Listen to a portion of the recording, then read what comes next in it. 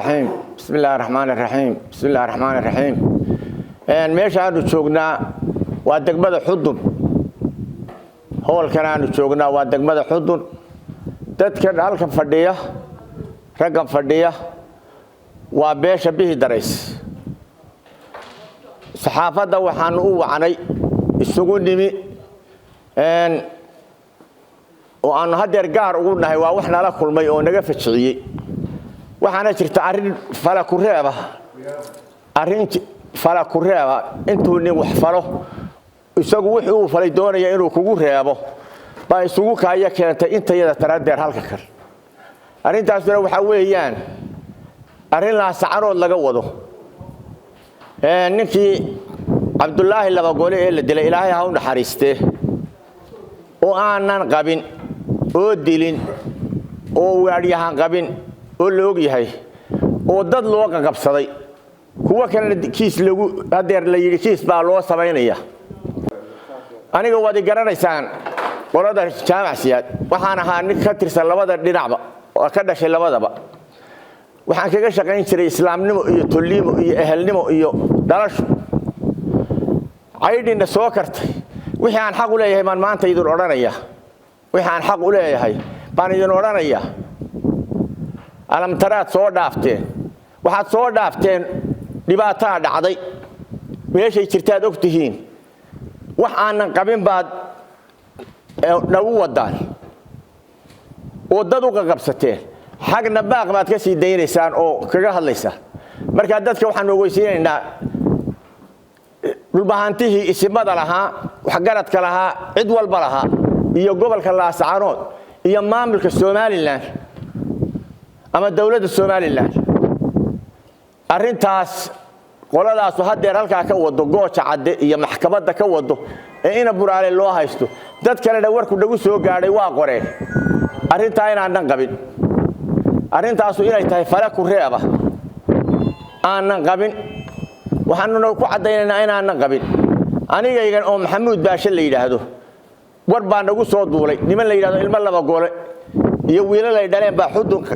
telefoon ka soo diray dad bay la soo hadleen waxayna Abdullaahi baanu dad u haysanaa oo idinku tuhunni hadalka waa la isweydiiyay dhibaatadiina waa taagan tahay iyadoo oo aanay hadeer dadka dhaxmarin in la isu ergeeyo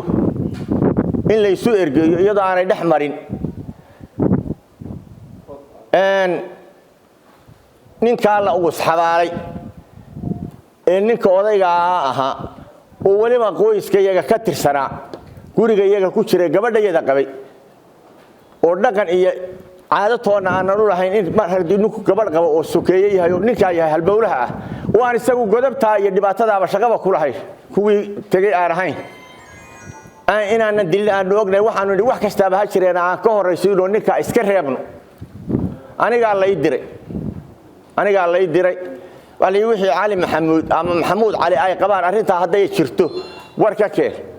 haday yiraahdaan arintaas aanu idin tirsanayna gariyigil baynu nahay waana u soo gala fadhiisanayna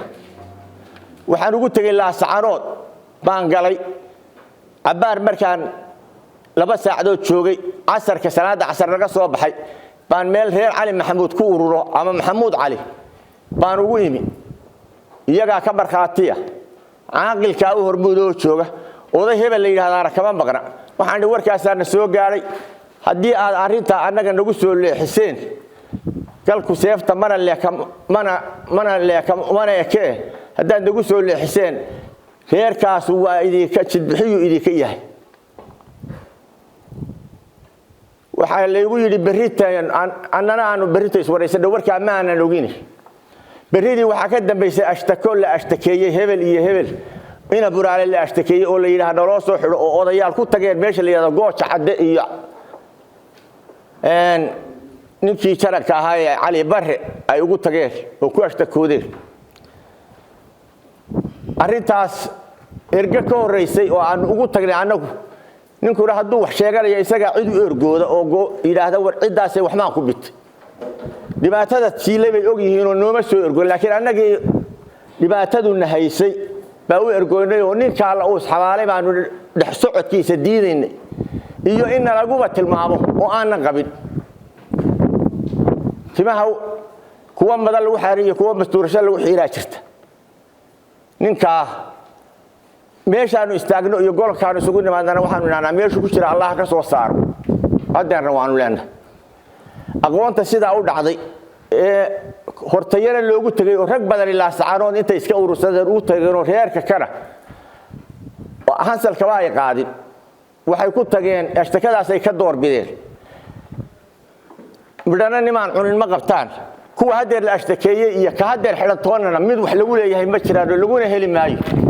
ma qabaan oo ma qabno oo codeer iyo cod gaaban waxaanu ku leenahay arintaas islaamka kale ha ogaado reerahaana inaanu sidaa ugu sheegnay waxaan lagu burburinayo hadeer waxaan u qaadanay ifintan hadeerta ah wax kale oo hunhuni hoo jiray ba hadeer ifaya oo muuqda wax qarsoona baa muuqda dambe bas kalaana jira Abdullaahi laba gole inaan qabin kuwa u xidhanana qabin kuwa kalena qabinna waa war cadaana waa proof sidaas aanu ugu nimi ashtakadaas ay ka doorbideen arintaas waxa ay leedahay baanu islaamka u weysiinaa sida ay tahay wixii ka yimaada khaladana inaan anagu shaqo ku lahayn baanu dadka u sheegaynaa garaadkooda aanu u sheegaynaa gogasha ku baaqayay cidana yiri ana garaadu ah garaad waan loo tahay laakiin khaladka ma qabat qabo khaladka waa khalad taas waa sida anigu waxaan hadalka ugu baxay maamulkan kale ee nabadgelyada ah bilayska ya bilayska qodobaan sida ka ogaama ka sheegaya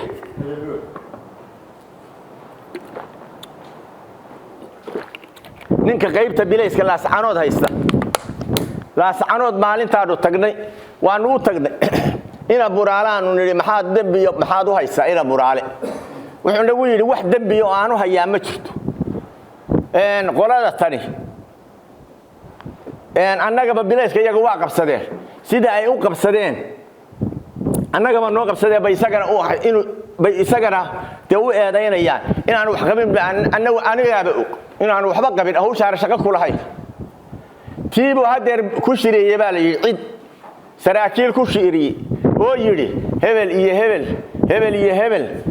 oo reeraha kana baa qabad dambigaas rag buu magacaabay oo yiri waan cadeynaya dhibaatada halka ka dhacda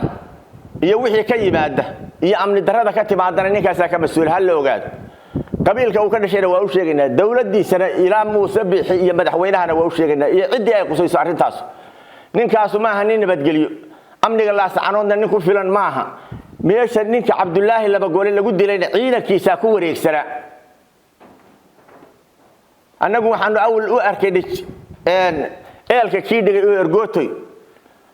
askartii ku wareegsaneed askartiisa ahayd dad shacab aan dhulkaba joogin oo dilin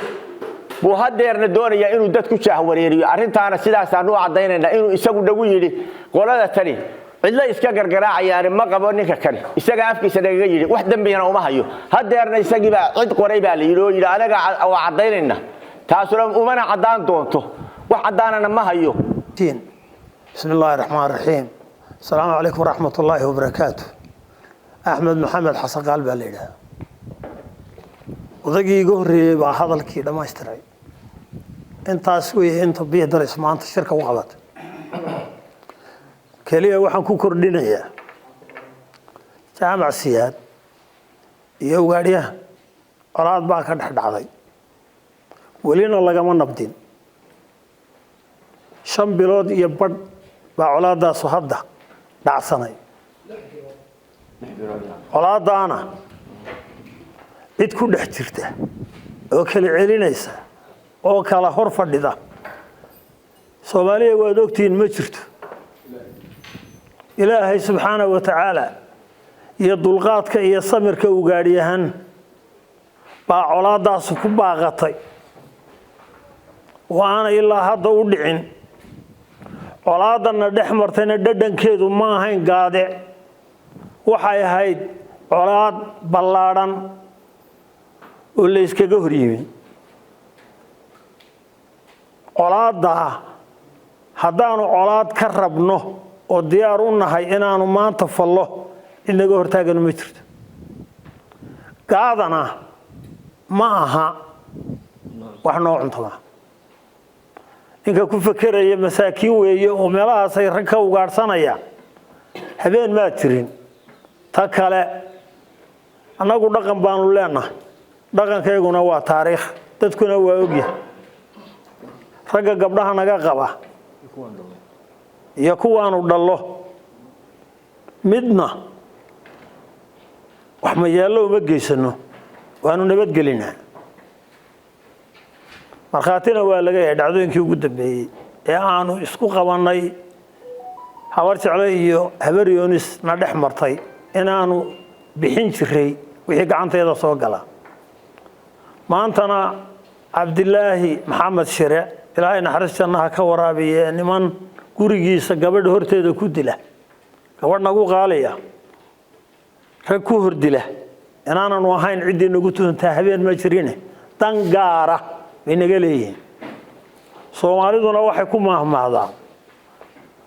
dab nin qaaday ka bidhaan malaha caaqilkii la dilay maxamed ciise sugule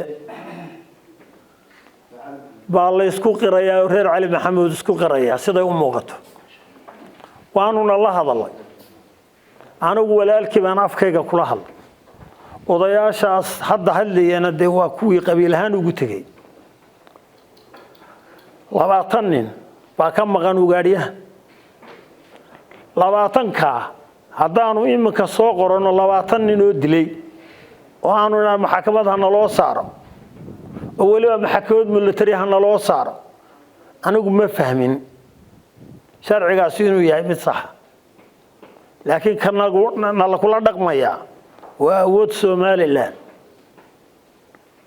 ciidan military maxkamad military baa wiil askari oo geel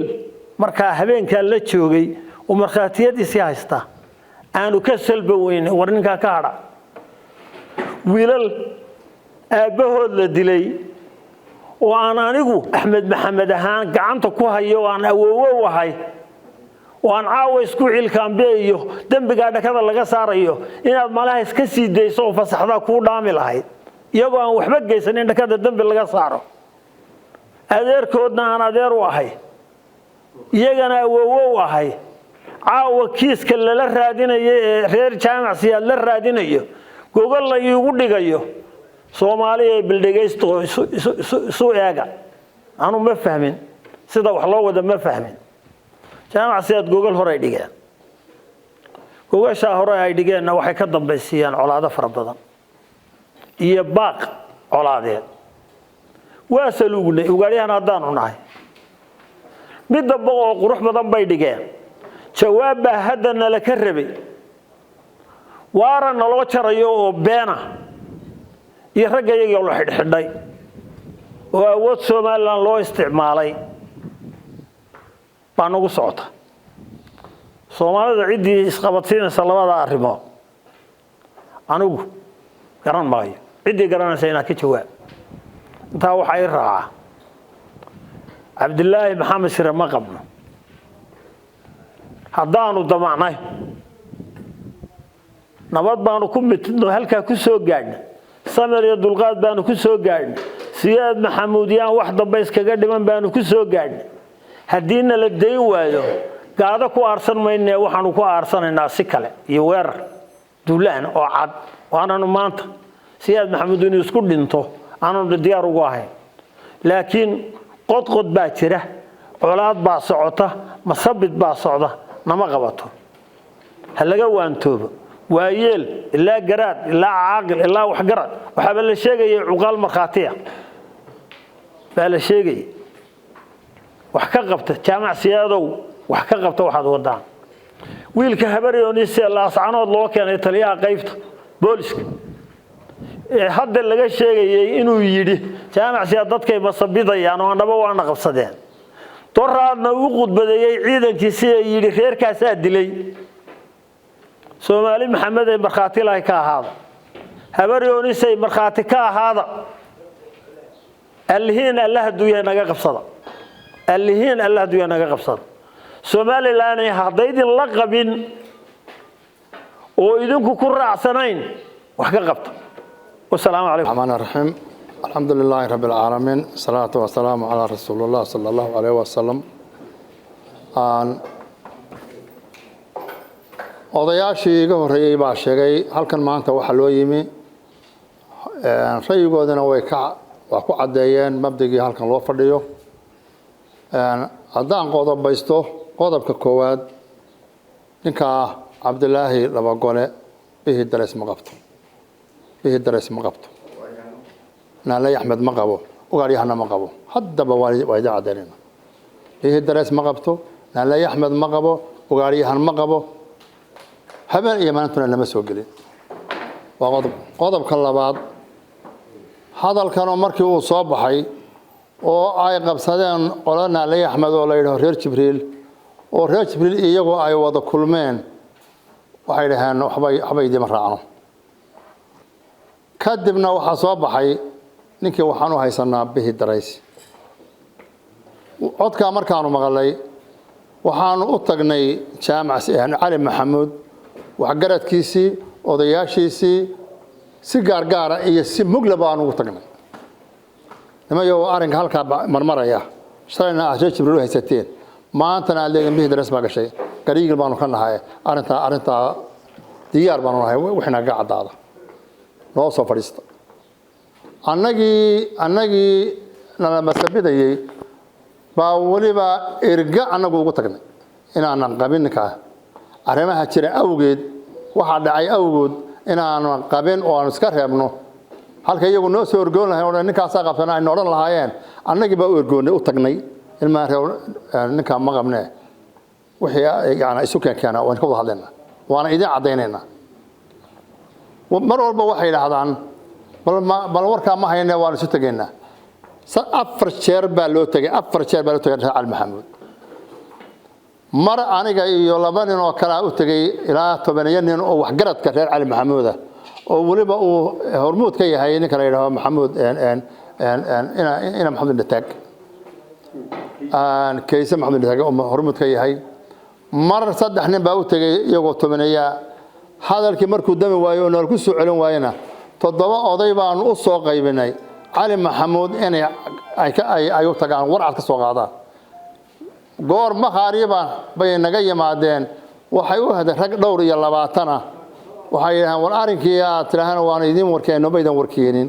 walina arinkii waa soconaya maxaa jira diyaar baan u nahay hadda Cali Maxamuud baad waxaysataan gariigil baan u idinahay waxa la yiraahdaa anaga kala maqan bay ku dhaafeen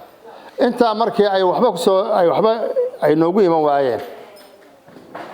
Maxamuud Baashaan hadda halan ka hadlaya oo laangare ka soo kaxeeyay doodi ka soo kaxeeyay oo bilees ka soo mariyay oo wax ka soo qoray oo magaalada soo galay waan ku war Maxamuud war abtiyaasha iyo seediyaasha ay markaa wana seediyaasha wana abtiyaasha inaad u tago bal warkan degi waayay ya u tag wallahi hadal anagu badan oo bihi dareesa baan u soo dirnay way sarkeen waa wada hadleen xog dhaba wax dhaba oo ay u soo sheegeen oo ay dhahan yaana saasaan u jirin isaga way afkiisa idin ka cadeeyay taana sidaasaanu Cali Maxamuud iyagoo ergayagu lahaa annagoo markaan warka maqalay annagoo waxyaalaha dhacay ee heeraha ka dhaxeeya ka duulayna annagoo afka iyaga ugu tagnay naga ma hoos qaadin dacwadaas bay ka doorbideen dacwo maxkamad military halka laba qodob aan ka soo gudbay qodobka labaad maxkamad military dad shacab ah arrimihiisa shaqo kuma laha ninka militariga oo loo qabsay oo la yiri nimankaas aad waday loo haysto way ka hadli karaan maxkamadda laakiin dadka shacabka ah maxkamadda militariga shaqo ay ku leedahay ma jirto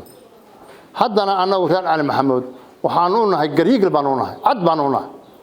haddana aanu dhulbaanta ogeysiinaynaa haddana aanu maamulka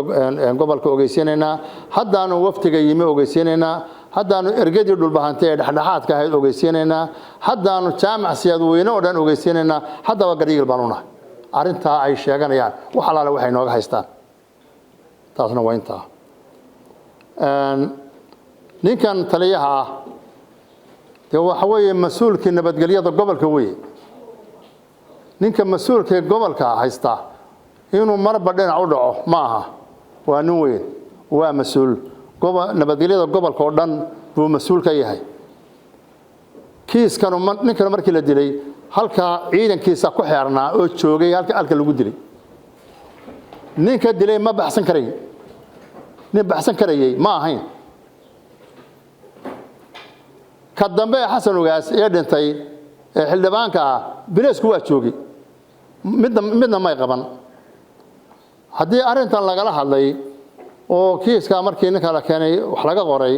oo aanu oodin wuxuu wax allaale wax ninka kan lagu hayaa ma jira nimankaasna waa niman marba karma dhacleeya annagaba waa noo 12 bileesan u dhaariyay markii naga hadhawaay way dhacdhacaan waxa la yaab leh degmada gobolka Sool bileeskii joogay saraakiishii joogtay iyo kuwii degmada la saarood intuu isugu yaadhay oo shiriyay buu in laba golo wixii dilay waanu haynaa waa caddahay nimankaas dilay waa mas'uulka dhamaa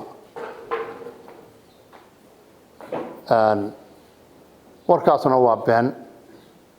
ninkana talada waa ka xumaatay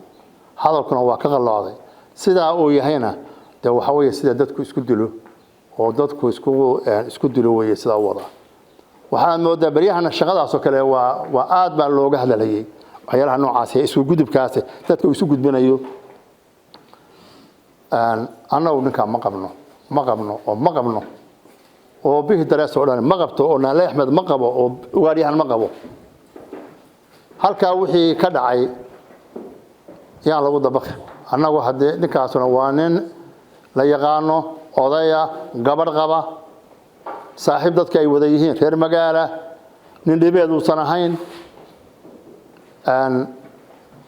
annagu ninka hadee saasa ma abaarno baarno ma leeyahay inaan ninka gabadhna ka qabno abaarno haddaanu wax dilana inaanu qarsano aanaba ma leeyahay waxa bihdirso ma qarsoonto nimanka saasana aanu qabin aad iyo aad baan idin salaamayaa waxay la tahay maanta waa la isku arag jaamac siyaad kalena de warka maanta waa jaamac waxaan hadana waa jaamac siyaad tolka reer cali maxamed inaan inta anagu ergada iyagu lahaa anagu ugu tagnay anagu balaayo ka hortagayna intaana aayta imikana ay haddana leeyihiin maxkamadda bileeska maxkamadda ciidamada ay ka dacwoonayaan de waad u jeedaan khaldaad halka yaala waxaan ka baxayaa arinta dhulbaantu waad u jeedaan maamulka gobolku waad u jeedaa waftiga ka yimi Hargeysa maanta la saano soo galayo iyo kuwa iman doono waa idin sheegaynaa arinkaas anagu mana qabno aanana ma lihin waxa la ka dhacayna raali kama lihin السلام عليكم ورحمة الله وبركاته بسم الله الرحمن الرحيم اللهم صل على محمد وعلى آله وصحبه وسلم هذا يا دون السلام يا صحافة وضياش بيش شر صحافة كله أنا وليجرني هذا محمد بلال ويرح أنا كان شركة صحافة كله قبطي وأرجوري أنا نقول له أرجوري جيه arintaas sidoo ay sheegeen guri ahaan baan uga howlgalay Ali Maxamuud iyo meel sare iyo jinaacsi mid doonay annaga reer loo galay baydoon baan wada ahayn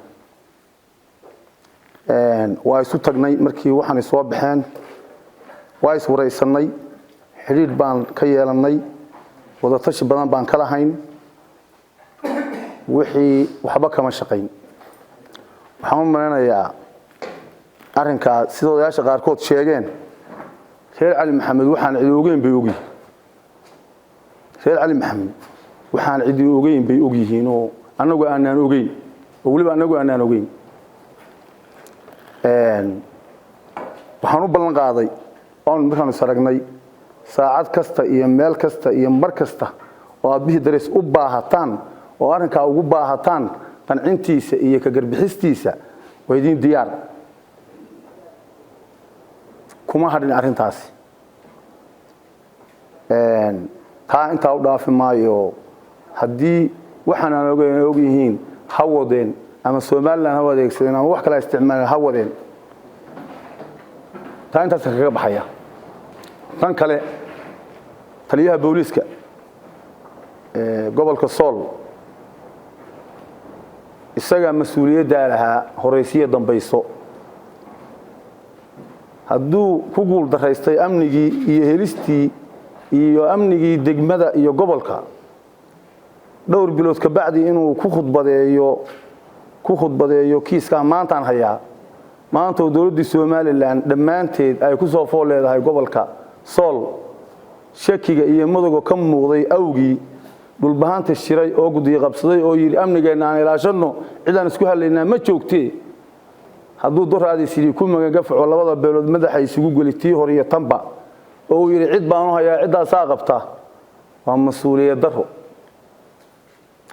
ka muuqata marqaatina waxa mas'uuliyad darada ka muuqata si uu degmada xudun ka dhigay saraakiisha Soomaaliland iyo Garboodkii iyo booliskii qaarna ku dhinteen qaarna ku dhaawacmeen humanti la'aanta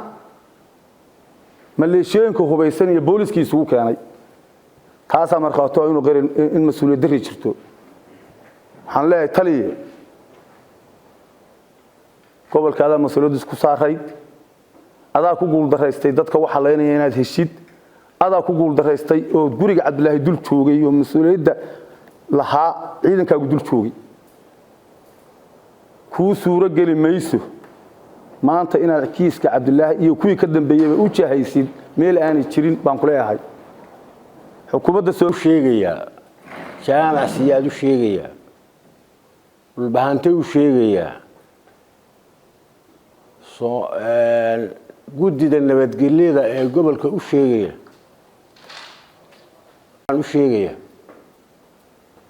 marka hore Cabdulaahi laba gole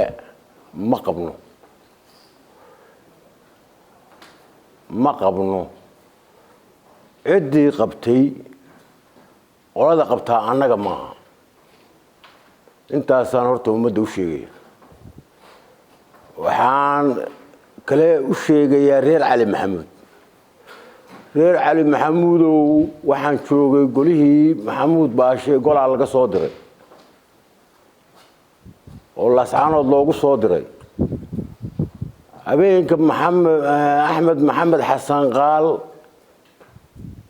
oo ilma laba gole la hadlayna golaan fadhina aadan Maxamed Bulaalena golaa laga soo diray intii hadashay inta aanu soo diray waxay hadalkoodu ahaa ninka ma qabno hadaadna bidateena jidbaxshaankana intaasaan islaamku u sheegaya waxaan leeyahay Cabdulaahi laba gole ilaahay ha u naxariisto mar labaad iyo mar saddexaad iyo mar afraad waxaan leeyahay Cali Maxamuudow haddaad annaga xaggayaga u wadataan wixii ummaddu wax iskaga reebi jirtay baan iskaga reebaynaa haddaad tihiin niman islaama haddaad tihiin niman jid baxaya haddaad tihiin niman annaga nabitay wixii la iskaga reebi jiray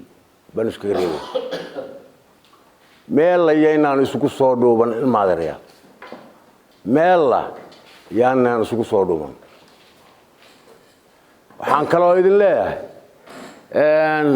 ninbaa iga horeeyay baa wuxuu yidhi waxaanaan ogeyn bay ogyihiin waxaanaan ogeyn baa jirado wuxuu ahaa ogaanay wixii ogaanado caaqil Maxamed Ciise inaad disheen ogaanay reer Cali Maxamuud idinkaa sheegay inaad disheen Cali Maxamuud isagoo halkaasuu fadhiyaya idinkaanuna idinku ogna laakiin Cabdulaahi laba gole annagu ma qabna waa ka jidbaxayna kaana intaas saan idin leeyahay waxaan leeyahay ninka meesha haysta ee booliska ku guul daraysatay meesha ka carar ku guul daraysatay gobolka iskaga carar haddaad ku guul daraysatay eebe kuma dhinne Cabdulaahi laba gole meesha lagu dilay ciidanka kaaga ku wareegsanaa ma ninka 200 kiiloomitir joogay baa dilay bise waxa dilay ninka tobanka tallaabo u jira dilay ragga la tilmaamaya awrboogays ninka sokeeyaa ma jiro magacaabi ku guuldareysatay waxaan leeyahay markaan dee meel u weyday waxaan u aragnaa hawsha ninkii fuliyey baa tahay cabdullaahi laba gole adaa dilay adaanuna ku haysanaa haddaanu nahay maxamuud garaadi iyo haddaanu nahay siyaad maxamuudba ciddaanu haysanaa waa adiga cid kale uma haysano Soomaaliland ha maqasho dhulbahanta ha maqlo habaryoonisay maqal biixiyo maqal ninka 200 kiiloomitir joogay baa cabdullaahi laba gole dilay mise ninkii gurigiisa isweerka ka hayay baa dilay waxaan leeyahay haddaan isu jawaabo waxaa dilay ninkii gurigiisa isweerka ka hayay intaasaan jaamac siyaad weyna waxaan leeyahay jaamac siyaadow ilma adeeraya sida socotaa sidaad sheegtay way iskhilaafsan yihiin iswaafajiya gogol baanu dhignay walaalaynu nahay nabad baanu doonaynaa suuqaanuna ragga ka taxaabayna kiisas aan jirin oo been abuuraanu samaynayna oo koofiyadaha u soo gashanayna si markhaatiga iyaga iyo wax sheega iyagana la ku aamino iyo gogol baanu dhignay isma waafaqdee arisu tago iswaafajiya assalaamu bismillaahi raxmaani raxiim horta marka hore magacaygaan sheegayaa iyo inaayadayda waxaan ahay cabdi sugulle cabdi ninka aad u maqasheen biryar allah naxariisu jannaha la siiyo wixii dhintay marka hore ninkaa dhintay ee aad sheegateen nabadoon maxamed ciise adeer rumaanu ahay aabihiisan walaalnahay waa wiilkaygii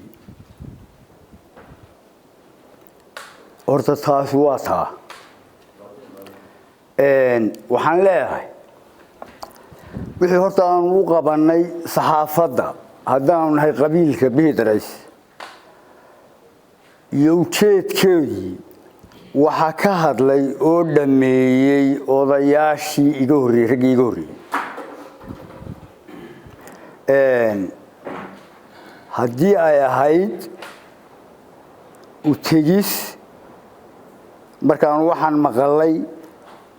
hunhunudaa maqalay inamadayadii oo aan waxba qabin la qabsaday markaa wixii aanu maqalay raggii aanu soo dirnay iyo raggii gobolka joogayba cali maxamuud iyo jaamac siyaadba waanu u sheegnay hadday waxna biteen inaanaan ninkaana qabin haddayse waxna biteen inaanu qabiil nahay jidbixiyana ka nahay ma qaadan garabkay ka dhaafeen horta marka hore berigii dowladdii baa nin la dilay dowladdii hore ee siyaad bare markaasaa dowladdu soo baxday oo waxay qabatay nin aan waxba qabin oo waayeelahoo odaya muddo markii la hayey buu yidhi waryaadheen horta aniga mooyaane ninkii cid ma loo hayaa maya baa leey tasow buu yidhaahdaa ilaa wuxuu yahay inaan waxba qabin wille kaasi tasow horta waxaan leeyahay ama jaamac siyaad weyne ha noqoto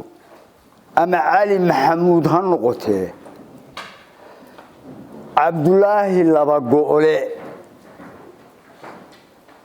way og yihiin jaamac siyaad wixii qabay ninkaa wixii dilay way og yihiin annana way og yihiin inaanaan qabin waa shuur taasi waa taa tan kale cabdullaahi laba gole gabadha uu qabo in adeerkay rumaa dhalay maxamed bulaalo weyrax in adeerkay ruma adeer baanu ahay wiilkaygii uu jaamac siyaad qabo ama cali maxamuud qabo ilaa sheegatay hadda jaamac siyaad baan intaan jaamac siyaad ama cali maxamuud soo aado anoo gaada horta gabadhayda dee kama dileen wiilka waa arrimihii gunnimada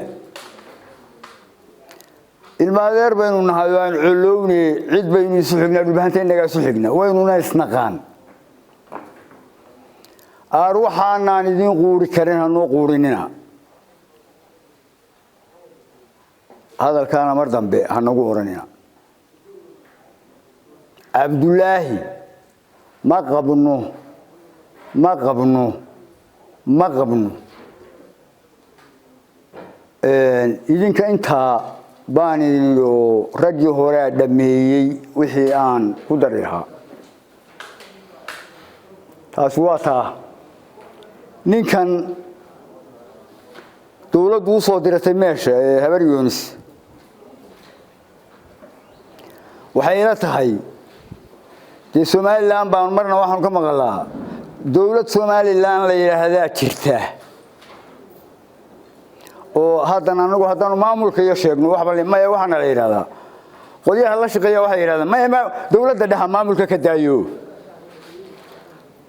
baana lagu yidhaahdaa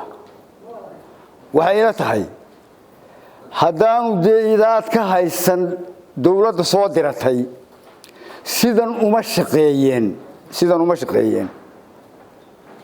oo uu yahay nin dawladdii soo diratay cadaalad ka shaqaynaya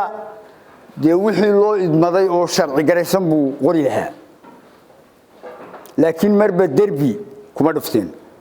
dee waxaan qabaa dawladdaa loog soo diratay anigu dee dawlad odhan maaya maamulka somalilan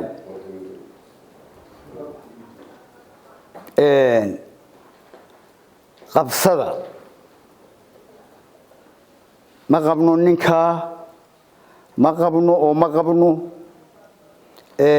marba derbiga lagu dhufanayo ee ninkii aad u soo dirateen gobolka ee idinka dadka mas-uulka aad uga soo dhigteen ee idinka mas-uulka idin matelayay waxaan leeyahay sidaas kuma noqonayo nin idinka iyo gobolka dadka ku nool metela